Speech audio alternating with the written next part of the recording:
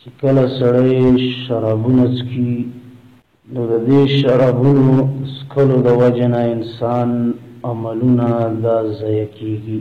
ځکه رسول الله صلی الله علیه وسلم فرمایلي دي چې په آخر زمانه کې به دا زناګانې او دا د ټنګ ټکور آلات او دا شرابونه او دا قتلونه او دا مختلف قسم فتنې هغه رسول الله صلی الله علیه وسلم بیان کړي چې دا به راځي.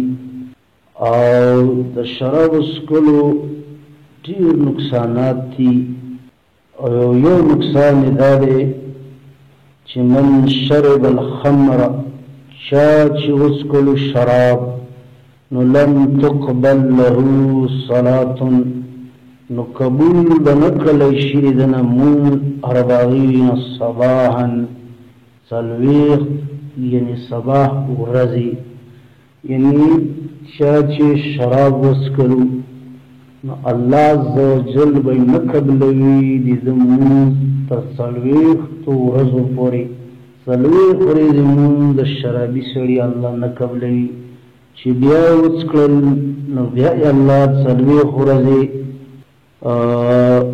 مونځ وغیره به یې نه قبلوي. او دا خبره در سره یاده کوي چې کله د سړي مونځ الله نه قبلوي نو نور عملونه یې په طریق الاولا نه قبلیږي. او مشهور حدیث دی چې د قیامت په ورځ باندې د چا مونځ صحیح وخته نو نور عملونه به خود به خود صحیح وي. نو ګوره چې د انسان اعمال الله نه قبلوي مونځ یې الله نه قبلوي نو نور عبادات به څنګه الله عز وجل د ده نه قبول کړي. نو دا د شرابو د څکلو دا نخوست سپېروالی دی چې داسې شرابي انسان الله مونځ نه قبلوي نه دعا الله قبلوي نه نور عبادات الله قبلوي. خو که چېرې داسې یو شرابي انسان وي هغه څکلي او دا الله ته رجوع کړي نو توبه یې قبلېږي که نه. نبي صلی الله علیه وسلم فرمایي چې فإن تاب تاب الله علیه که چېرې دی توبه وباسي الله ته په صدق سره نو الله مهرباني کوي په ده باندې. خو که چېرې یو سړی توبه نه وباسي نو الله عز وجل لم دته بخښنه نه کړي. تر دې پورې په یوه روایت کې دي چې وسقاه من نحر الخبال او وبسکي په ده باندې الله په آخرت کې د هغه سیند یا د دریاب د خبال نه. نو قیله وویل شو چې یا ابا عبدالرحمن دا یا ابا عبدالرحمن دا کنیه د عبدالله ابن عمر او دا روایت عبدالله ابن عمر د نبي صلی الله علیه وسلم نه نقل کړی ده چې ومن نحر الخبال دا سیند د خبالو به څه وي نو قال له ورته نحر من سدید اهل النار دا به د جهنمیانو وینې ځای وي د هغې نه به یو سیند روان وي او دا شرابیان خلق د هغې نه به دوی څکل کي.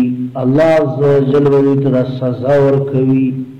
څوک چې چا شراب څکلي وي توبه یې نه وي وکړي او په دغه حالت کې درته مرګ راغی نو الله عز وجل به داسې شرابي لره دغسې سزا ورکوي. او شرابو دنیاوي نقصانات هم ډېر دي. حدیث کې دي چې الخبائث یعنی د ګناهونو مور د خباثتونو مور دا څه شی دی دا شراب دی. یو واقعه اهل علمو ذکر کړې ده چې خو د هغې واقعې سند لږ کمزوری دی نو نه به ذکر کوو.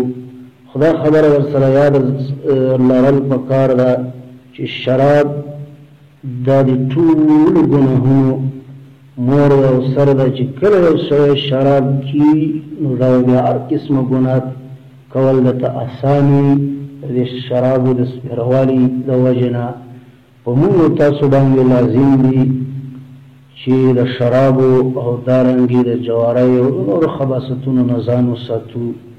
الله عز وجل موږ ته په دې خبرو د عمل کولو توفیق راکړي. وصلی الله علیه و آله وسلم.